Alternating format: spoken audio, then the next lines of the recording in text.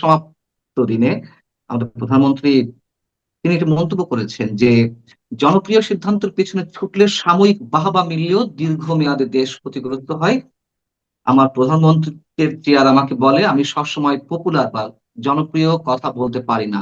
এই চেয়ার বলে জনপ্রিয় সিদ্ধান্ত নয়, আমাকে সঠিক সিদ্ধান্ত নিতে হবে। বেশ ভালো কথা যে রাজদণ্ড যার হাতে থাকে তাকে অনেক সময় কঠিন সিদ্ধান্ত নিতে হয়, যেগুলো সত্তা জনপ্রিয়তা পাওয়া যায় না। সব ঠিক আছে, কিন্তু এই যে যে কথিত মার্কিন চুক্তি, বাণিজ্য চুক্তি, সেই চুক্তির বাস্তবায়ন প্রক্রিয়া আমরা দেখলাম যে 14টি বোয়িং কেনার মাধ্যমে, চুক্তির মাধ্যমে। এটা এটা কি আসলে সঠিক সিদ্ধান্ত? প্রধানমন্ত্রী যা বলেছেন তার সেই কথার সঙ্গে আমরা এগুলো মেলাতে পারি কিনা? প্রথমত হলো যে প্রধানমন্ত্রী যে কথাটা বলেছেন ওটাই আমার কাছে মনে হচ্ছে হাততালি পাওয়ার মতো কথা। হাততালি পাওয়ার জন্য মানুষ তাকে প্রশংসা করুক, এ কথা তিনি বলেছেন। আদারওয়াইজ কথা ওখানে বলার দরকার নেই। ওটা যে গরম চেয়ার এটা বাংলাদেশের তেলাপোকাও জানে, it's an everybody. It's a hot seat, very very hot seat.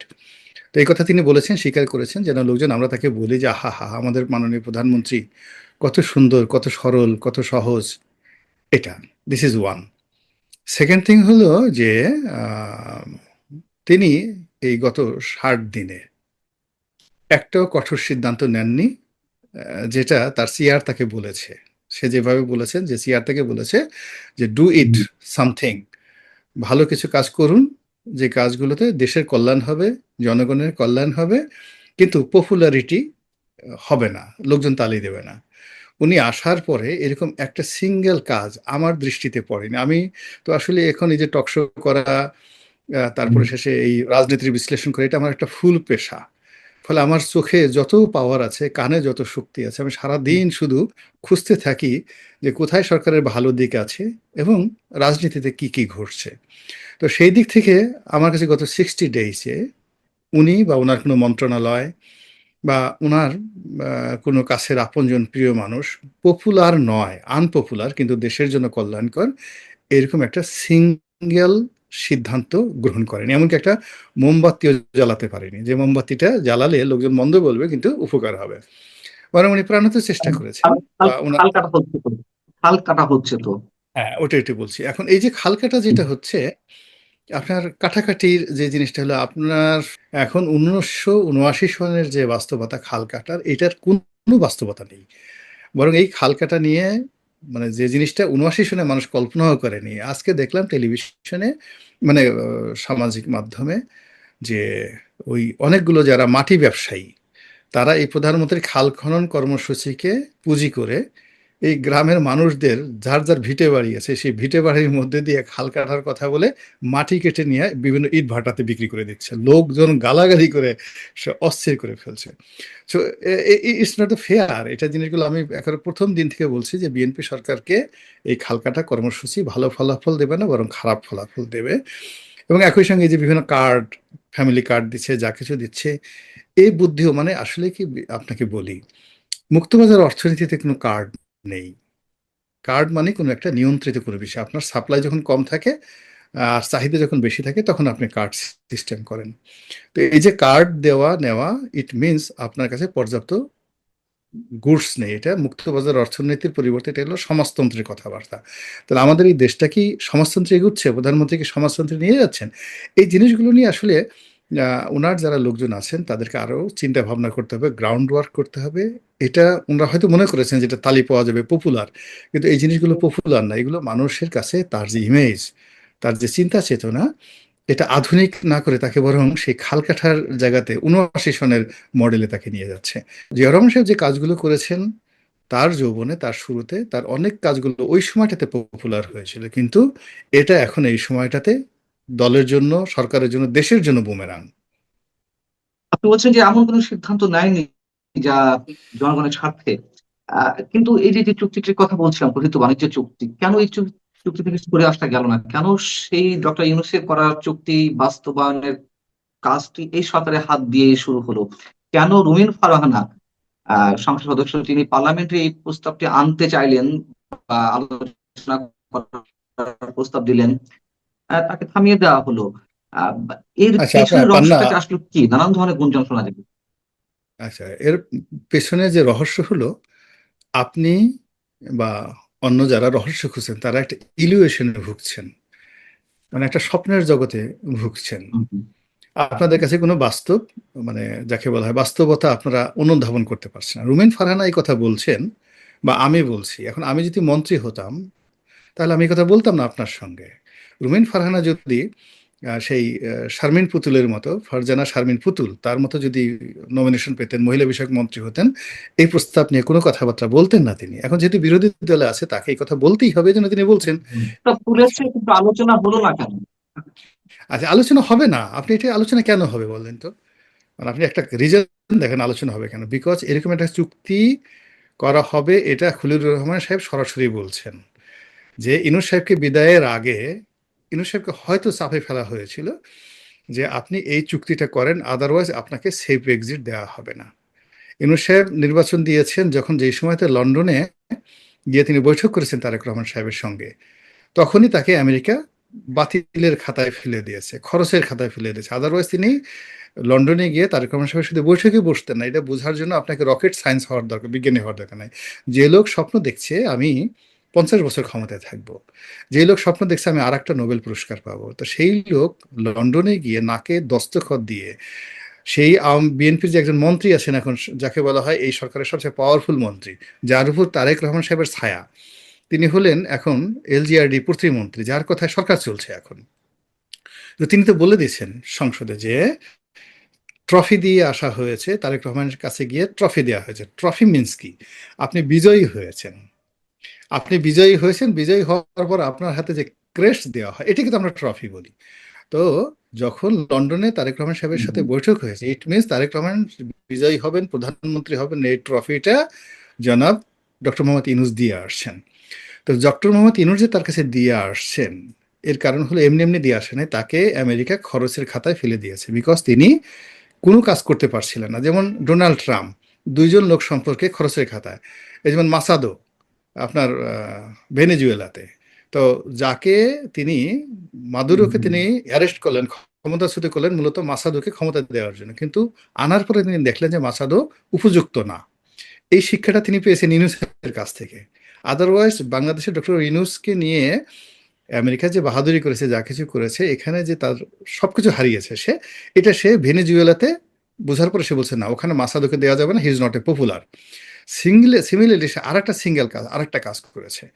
সেটা হলো এই যে ইরানের এই যুদ্ধের সময় তারা আরেকজন ডক্টর ইউনূস তাদের রেডি ছিল। একটা হলো ডক্টর ইউনূস রেডি ছিল, এবং ওখানেও তারা একজন মহিলাকে মানে নোবেল পুরস্কার দিয়েছিল। তো সেই নোবেল পুরস্কার এখন ইরানের কারাগারে আছে। আর রেজা শাহ পাহলবির ছেলে, ওনার নামও রেজা পাহলবি, সে আমেরিকাতে আছে। ডোনাল্ড ট্রাম্পের প্ল্যান ছিল এই দুজনকে ক্ষমতায় বসানো, কিন্তু এই বাংলাদেশের অভিজ্ঞতার কারণে সে বলছে যে না, রেজা পাহলবিকে ওখানে বসানো যাবে না, because he is not in a position of popular. তো এইভাবে ডক্টর মোহাম্মদ ইউনূস তো সবকিছু লড়র ভড়র করে ফেলেছিল, এলোমেলো করে ফেলেছিল সব মানুষ। এই যে এখন আমেরিকার যে ক্ষতি হয়েছে বাংলাদেশে, ভারতকে যত মানুষ গালাগালি করে, তার সে 100 গুণ গালাগালি করে আমেরিকাকে এখন বাংলাদেশে। আমেরিকার নাম নিয়ে আপনি যেখানে যাবেন, সেখানে আপনাকে জুতো পিটা, ঝাড়ু পিটা খেতে হবে। তো এটা আমেরিকা বুঝতে পেরেছে, ইট ইজ এ মিস্টেক যে এরকম একটা বয়স্ক মানুষ যে খালি হাসে আর খালি মিষ্টি মিষ্টি কথা বলে আর বানায় বানায় কথা বলে, এছাড়া এর কোনো যোগ্যতা নাই। He is a marketing man, কিন্তু কোনো বস্তুগত ফিজিক্স তার মধ্যে, ফিজিক্স নেই তার মধ্যে, শুধু কেমিস্ট্রি আছে। তো শুধু কেমিস্ট্রি আছে কিন্তু ফিজিক্স নেই। তো সেই লোকটিকে বানানোর পরে যখন বুঝলো, তখন তাকে চাপ দিল যে ভবিষ্যতে এখন তো আওয়ামী লীগের কাছে যেতে পারবে না, তারা জামাতকে নিয়ে চেষ্টা করলো, জামাতও দাঁড়াতে পারতেছে না। ফলে বিকল্পভাবে আমেরিকার পছন্দে বা আমেরিকার হুকুমে তাকে কিন্তু ট্রফিটা দিতে হয়েছে তারেক রহমান সাহেবকে। গেল এক। 2 নম্বর হলো যে তারেক রহমান সাহেব যখন পলিটিক্যালি একটা সরকার আসবে, তার উপর নানা রকম পলিটিক্যাল, যাকে বলে প্রেশার থাকবে। তো প্রেশার থাকার ফলে সে যদি এরকম একটা চুক্তি হুম, হুম। এখন তারেক রহমান সাহেব করতে চাইতেন, তিনি তো এটা পারতেন না। আমরা হই হই রই রই করে উঠতাম চারিদিক থেকে। ফলে এই চুক্তিটি ইনুস সাহেবকে দিয়ে নির্বাচনের 3 দিন আগে করিয়ে নেওয়া হয়েছে। কেন করা হয়েছে? ইনুস সাহেবকে ভয় দেখানো হয়েছে যে তুমি যদি এই স্বাক্ষর চুক্তিটা না করো, তোমাকে সেফ এক্সিট দেওয়া হবে না, তোমাকে কোনো কিছু, তুমি বাংলাদেশ থেকে চলে যেতে পারো না। ভয়ে সে চুক্তি করেছে। আর সেই চুক্তি জামাতের লোক ছিল, বিএনপির লোক লোক ছিল, কারা কারা ছিল, এটা ভবিষ্যতে বের হবে, এবং এই কথা খলিলুর রহমান সাহেব বলে দিয়েছে। ফলে এটা যে একটা ট্রফির নির্বাচন, এটা সমঝোতার নির্বাচন, সবাই যেটা আসছে এবং এই চুক্তি করে তারপরে শেষে প্রত্যেকটা লোককে তার দ্বিতীয় ধাপে যেতে হয়েছে, ওনাকে সেভ এক্সিটে যেতে হয়েছে, একে দেশে আসতে হয়েছে, ওকে ক্ষমতা আসতে হয়েছে। এটা আপনি কেন প্রশ্ন করছেন? এটা তো সবাই বাংলাদেশের বুঝে। তো বোঝার পরে কেন সে এই চুক্তি নিয়ে আলোচনা করবে বলেন? আপনি এই চুক্তি যখন আপনি ই করবেন, সেই যে আপনি দেখেন না, এই যে একটা বিখ্যাত সিনেমা আছে, মানে বিখ্যাত যে ডিকটেটর ডিকটেটর দাদা, ওয়াদিয়া, ওই যে একটা দেখবেন যে ডিকটেটর একটা সিনেমা হয়েছে, লিবিয়ার কর্নেল গাদ্দাফি কিনে বিখ্যাত একটা সিনেমা হয়েছে। তো তাকে যখন পরমাণুর কথা জিজ্ঞাসা করা, তখন সে কানে কানে শুনে না। হ্যাঁ, তাকে সে কানে শুনে না। সে বলে যে তুমি কি জিজ্ঞাসা করছো, আমি শুনতে পাই নাই। এরপর যখন সে অন্য প্রশ্ন করে, তখন বলছে ইয়েস, আমি এখন শুনতে পারছি। এখন বিএনপিকে যদি আপনি চুক্তি নিয়ে কোনো প্রশ্ন করেন, বিএনপি শুনতেও পাবে না, দেখতেও পাবে না, উত্তরও দেবে না। এটা আমাদের বুঝে নিতে হবে আকার ইঙ্গিতে।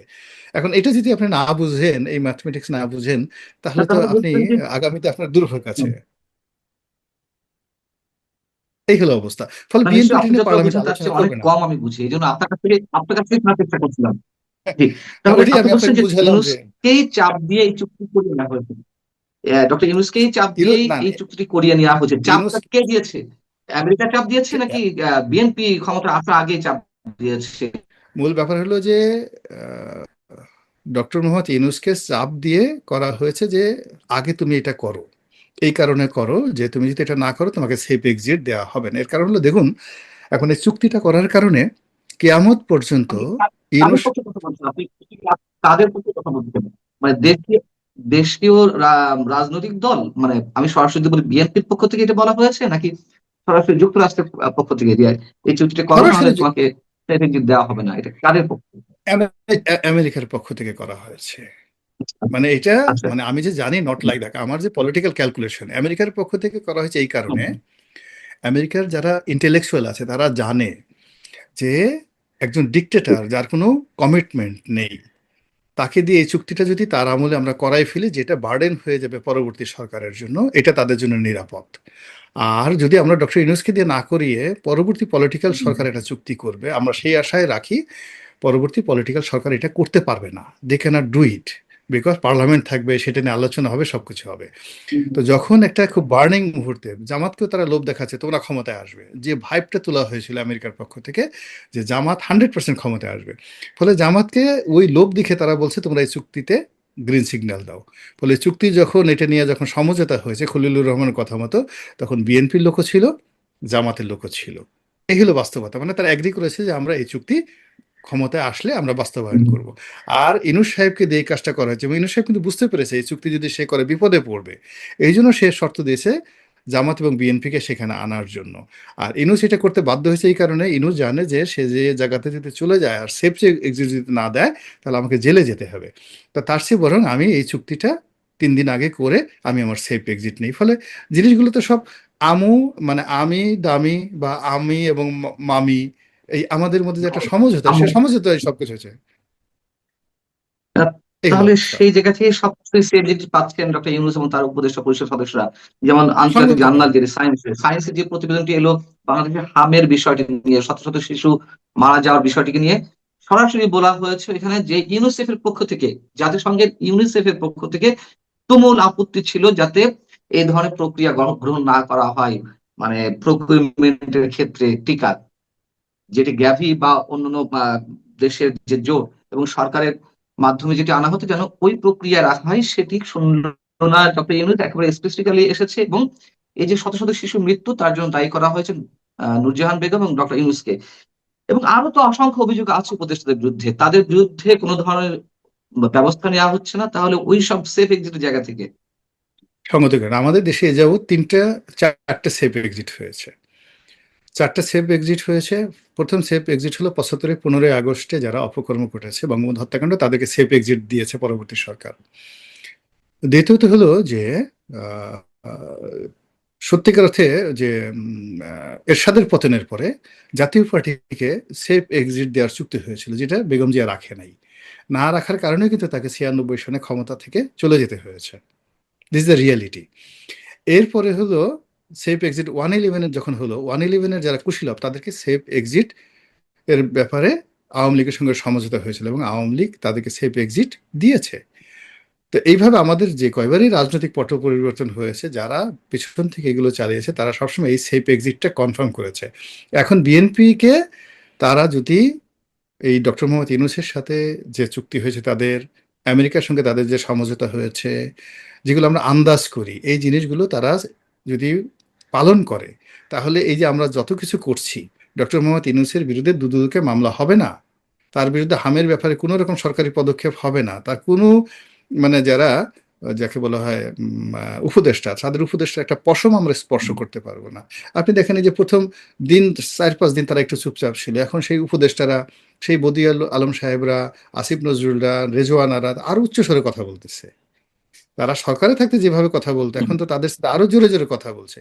একমাত্র মানে বোধহয় ভয় পেয়েছে ওই যাকে বলা হয় দুজন, ফরিদা আপা আর হলো ব্রিগেডিয়ার সাখাওয়াত, এই দুজন একটু কথাবার্তা বলছে। বাকি যারা ওনার যে ক্লোজ লোক, আপনি তাদের মধ্যে অনুশোচনা, আতঙ্ক, ভয়, ভীতি কোনো কিছু না। আপনি দেখেন দিদারসে এই যে ওনার যে প্রেস সচিব শফিক ছিলেন, তিনি তো আগের মতোই কথা বলছেন এবং আরো স্ট্রংলি কথা বলছেন। আসিফ নজরুল সে ডেইলি একটা স্ট্যাটাস দিচ্ছেন, তিনি এই সরকারে বলতেছেন যে মানে অ্যাজ ইট ইজ, যে এই সরকার এবং এই পার্লামেন্ট একটা ভাইব্রেন্ট পার্লামেন্ট, এটা তাদের সৃষ্টি, এটা তাদের সৃষ্টি। এবং তারা বলছে আজ আক্তাররা যে কথা বলছে, নাহিদরা যে কথা বলছে, এটা বলার পরে তার মনে হচ্ছে যে এরকম একটা পার্লামেন্টের জন্যই আমরা অপেক্ষা করছিলাম। হোয়াট ডাজ ইট মিন? এখানে তো একটা সমঝোতা না হলে তো আসলে এই কথাগুলো নর্মালি বলার কথা না। যেখানে 17 বছর দেশ শাসন করার পরে আওয়ামী লীগের লোকজন খুঁজে পাওয়া যাচ্ছে না, কারো কোনো টু শব্দ নাই, সেখানে এরা এইভাবে কথাবার্তা বলছে।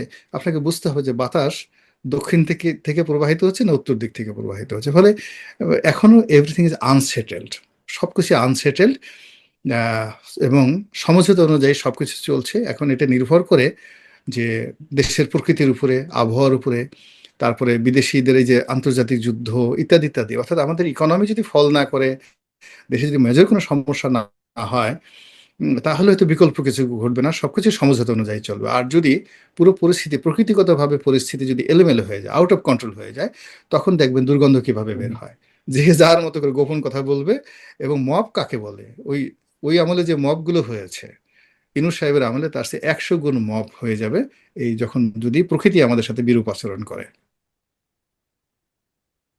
আম, সেই জায়গা থেকে আমার প্রশ্ন যে প্রকৃতির বিচার তো অবশ্যই একটা আছে, কিন্তু আপনার রাজনীতি বিজ্ঞান কি বলে? যেহেতু আপনি রাজনীতি নিয়েই পড়াশোনা করেন, রাজনীতি চর্চা করেন, আহ যে চুক্তিটি হলো এবং তার বাস্তবায়ন শুরু হয়েছে, এটি আমাদের কতদূর নিয়ে যাবে? মানে প্রকৃতি যদি আমরা হিসাব নাও করি, যদি রাজনীতির ভাষায় কথা বলি, তাহলে সেই রাজনীতির থিওরি কি বলে? রাজনীতিতে আমরা অন্তত আরো 20 ইয়ার্স, একটা 20 বছরের একটা ফাঁদের মধ্যে আমরা পড়লাম। এই ফাঁদের মধ্যে সত্যিকার অর্থে কোনো রাজনৈতিক দল দাঁড়াবে না, কোনো রাজনীতি হবে না।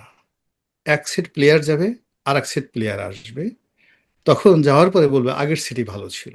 এই আগামী 20 বছর এটাই হলো রাজনীতির ম্যাথমেটিক্স। আমরা যেমন অনেকে এখন বলছে ইনুস আসছে, শেখ হাসিনা ভালো ছিল, আর এখন সরকার আসার পর এখন অনেকেই বলছে যে আরে ইনুসই তো ভালো ছিল। তো এই যে যে জিনিসগুলো আছে, আবার আগামীতে যদি এই সরকারের পতন হয়, যারা আসবে তখন সবাই বলবে তারেক রহমানই তো ভালো ছিল। এইভাবে নেক্সট 20 বছর, আমরা যে একটা ফাঁদের মধ্যে পড়ে গেছি, এই ফাঁদের জন্য আপনি আমি সবাই দিই। আমরা যদি আজকে যে কণ্ঠস্বরটা আমাদের, আমরা আপনি আমি বলছি, আপনি যদি ঠিক সেম ভাষায় 2011 সনে কথা বলতেন, আমি তো 2010-11 সনে কথা বলছি, আমি যদি আমার সাথে যে আরো 10টা লোক এভাবে কথাবার্তা বলতো, তাহলে এই শেখ হাসিনাকে দিয়েই 2014 সনে একটা ভালো নির্বাচন আদায় করা যেত। ইভেন 2014 সনে যে ঘটনা ঘটছে, 15 সনে, 16 সনে একটা ভালো নির্বাচন আদায় করা যেত, তাহলে আমরা এই জায়গাতে পড়তাম না। ফলে আজকের আমরা এই জায়গাতে আসছি। আপনি দেখেন এই যে বর্তমান সরকারের আওয়ামী লীগের সাথে সম্পর্ক কান্না ছিল তলে তলে, বলেন তো। আওয়ামী লীগ যদি এই কথা বলে দেয় এখন, আপনি এই মন্ত্রী পরিষদের অনেক লোকের, আপনার যাকে বলা হয় ইজ্জত থাকবে না। এই যে আমরা বলি রয়ের কথা, মোসাদের কথা, রয়ের টাকা নেয় নাই, মোসাদের টাকা নেয়নি, এরকম কয়জন লোক ওরা যদি বলে দেয় এই কথাগুলো, অনেকে সর্বনাশ হয়ে যাবে তো।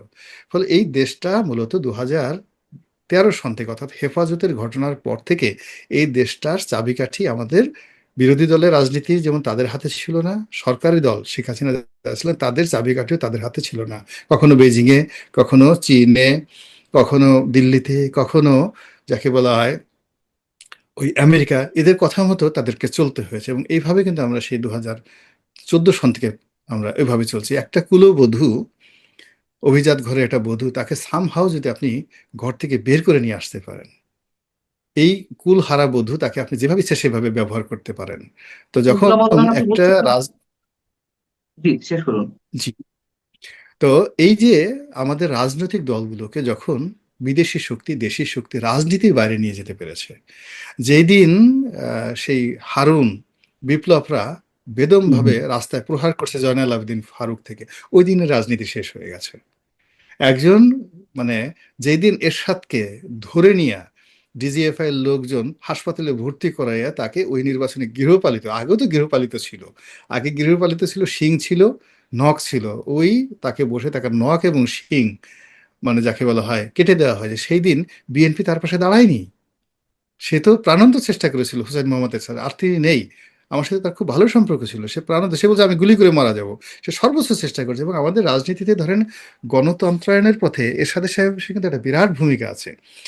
এরশাদ যদি সেই 1996 সনে মানে যদি এরশাদ দুইবার করে, অর্থাৎ দুইবার করে রিভোল্ট করছে জেলখানায় থেকে, সে যদি আওয়ামী লীগকে সাপোর্ট না দিত হুম, হুম। 94 95 সনে, 96-তে আওয়ামী লীগ ক্ষমতা আসে না।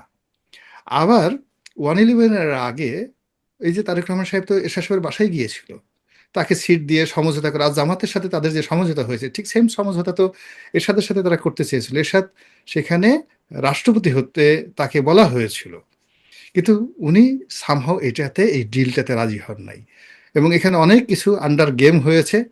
তারেক রহমান সাহেব তার বাসায় গেছে, খাবার দাবার খেয়েছে, সবকিছু হয়েছে, কিন্তু তারপর ডিলটা হয় না। ডিলটা যদি হতো, একাকার হতো না তো, আওয়ামী লীগ কখনো ক্ষমতায় আসতো না। ফলে এদেশের রাজনৈতিক পট পরিবর্তনে এরশাদের অনেক ভূমিকা আছে। আবার এরশাদ যখন 2014 সনে সিদ্ধান্ত নিল যে সেই নির্বাচনে অংশগ্রহণ করবে না, প্রান্তভাবে বিএনপি তার পাশে দাঁড়ায়নি। জিএম কাদের প্রাণান্ত চেষ্টা করেছে 2018 সনে, 2024 সনে নির্বাচনে না যাওয়ার জন্য, প্রাণান্ত চেষ্টা করেছে। তো বিএনপি তাকে আশ্রয় দিতে পারেনি। বিএনপি যদি আশ্রয় দিত তাহলে 2014 সনের নির্বাচনে জাতীয় পার্টি থাকতো না। জাতীয় পার্টি মানে সে তাকে এমন একটা ফ্যাসের মধ্যে ফেলে দেওয়া হয়েছে, যদি জিএম কাদের না যায় তাকে জেলে যেতে হয়, জিএম কাদের না যায় রর্ষণের সাথে বিরোধী দলে হয়, জিএম কাদের না যায় তার দলটা ছিন্ন বিচ্ছিন্ন হয়ে যায়, লাঙ্গল প্রতীক চলে যায় অন্যজনের হাতে। তো তখন তো আমাদের যে গণতান্ত্রিক শক্তিগুলো, তারা জিএম কাদেরের পাশে দাঁড়ায় নাই, তারা তাদের মতো করে নিজেদের প্রাণ বাঁচিয়েছে, আপন বাঁচিয়েছে, এবং যে যার মতো করে বাক্স পেটটা যা কিছু সুযোগ তারা পেয়েছে। এটা রিয়েলিটি, রাজনীতির রিয়েলিটি। আমরা এগুলো বলতেছি, আমরা কাকে শুনাচ্ছি? সবশেষ পর্যায়ে একটা প্রশ্ন না করলেই নয়, যেহেতু আজকে 3রা মে বিশ্ব গণমাধ্যম দিবস, আপনি গণমাধ্যমের সঙ্গে ওতপ্রোতভাবে জড়িত, কয়েক দশক ধরে সরাসরি পত্রিকাতে কাজ করেছেন, সম্পাদনা বিভাগে কাজ করেছেন, আর নিয়মিত লেখালেখি তো করছেন। আর গণমাধ্যমে আপনার চেহারা তো মাশাআল্লাহ প্রতিদিন সকাল থেকে রাত অবধি ঘুমোতে যাওয়ার আগ পর্যন্ত দেখতে হয়। আপনি ছোট করে যদি গণমাধ্যম, এই যে বিশ্ব মুক্ত গণমাধ্যম, মুক্ত গণমাধ্যম নিয়ে কিছু বলার আছে আপনার? এখন বাংলাদেশের গণমাধ্যমের একটা বিরাট অংশ বিশ্ব বেহায়া হয়ে গেছে। বিশ্ব গণমাধ্যম দিবসে বিশ্ব বেহায়া হয়ে গেছে। তাদের স্বাধীনতা, তাদের স্বাধীনতা প্রভুদের, তারা যাদেরকে প্রভু মনে করে, মাস্টার মনে করে, তাদের জুতার মধ্যে রেখে, স্বাধীনতা জুতার মধ্যে রেখে সেই জুতা মাথায় নিয়ে লাইন বেঁধে প্রভুর বাড়ির সামনে বসে থাকে, প্রভু কখন ডাকবে, আর সেই প্রভুর জুতার মধ্যে যে